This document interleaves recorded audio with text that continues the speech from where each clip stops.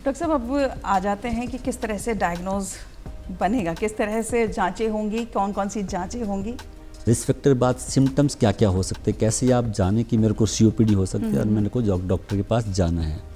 हमने इसका बर्डन के बारे में बात कर दिया कि second leading cause of mortality है इन इंडिया। तो सिम्टम्स बहुत आसान है कि आपको अगर लगे कि 40 साल से ऊपर बीड़ी सिगरेट पीने वाले व कहीं से न कहीं से आपको पोल्यूशन का एक्सपोजर है और आपको सांस फूल रही है कि चलते हुए सांस फूलती है, बैठे बैठे आदमी को लगता है कि मैं ठीक हूँ, जैसे चलता हूँ सांस फूल जाती है, सीढ़ी चढ़ता हूँ सांस फूल जाती है, कंटिन्यूस आपको खांसी हो रही है, खासकर लगातार 3 महीने अगर खांसी हो रही है और सांस की दिक्कत हो रही है तो आपको सीओपीडी हो सकती है, एज 40 से ऊपर हो और कैसे न कैसे रिस्क फैक्टर आपका हो। इसके लिए सेकंड मैं आपका कंटिन्यूशन में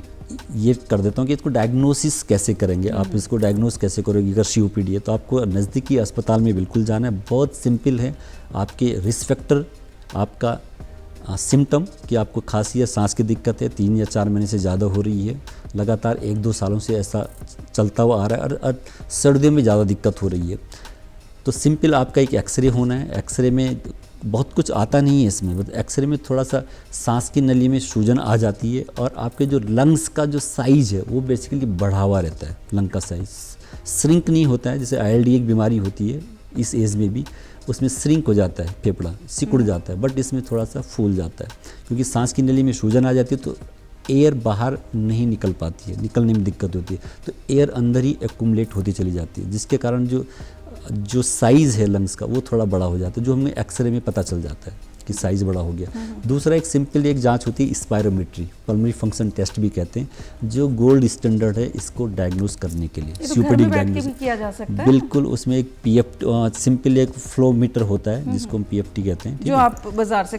खरीद सकते हैं, उससे भी आपको डायग्नोसिस बन सकती है। उसमें आपको फूक मार के देखना है, अपनी एक लिमिट होती है उसमें। हाँ, लंग्स की आपको क्षमता पता चल जाती है कि मेरी लंग्स की कितनी, इस एज में इस सेक्स में अलग अलग लिमिट्स होती है। तो अगर कोई 40 ईयर्स ऑफ एज है तो उसकी एक लिमिट होती है कि आप जो फूक मार रहे हो उसमें, तो आपके लंग्स की एक क्षमता पता चल जाती है, तो उससे भी डायग्नोसिस हो सकती है।